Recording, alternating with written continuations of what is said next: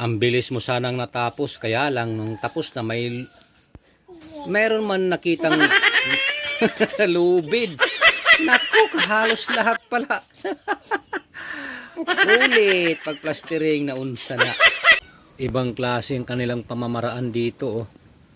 Kung baga ang ginawa nila, pangporma. Tiles na mismo. Abay.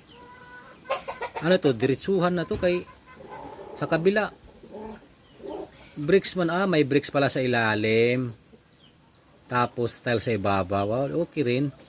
Kung baga ang pangporma nila, bricks. Ayun o, nakita naman eh. Tapos diretso na nila ilagay ang tiles.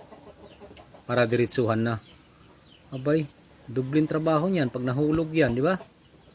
Asli ng pero ako okay pamamaraan nila. Mas mainam bricks muna bago yung tiles. Di ba? Kagaya dito sa kabila, sa harap nila ng poste, di ba? Okay kaayo. Anong diretsuhan na? Hanip ang pamamaraan nila dito, kumbaga hindi na basta-basta gagawa pa ng purma-purma. Ito na lang, angle bar, tapos siksik ka ng bricks.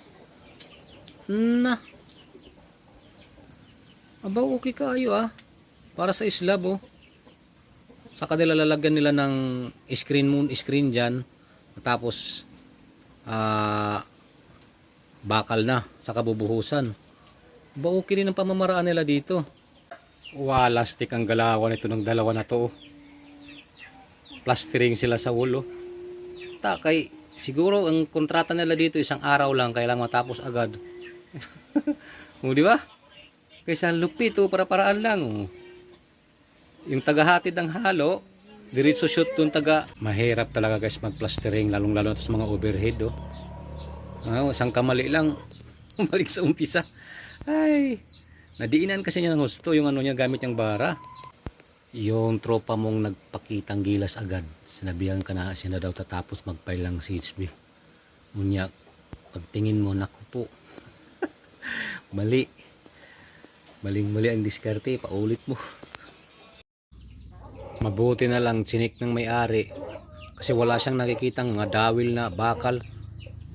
Pati vertical wala pala, pinatong lang pala dito sa biga. Tulak, isang tulak lang. Tapos ang siminto pagod na halo, manipis lang. Buti ka mo na check.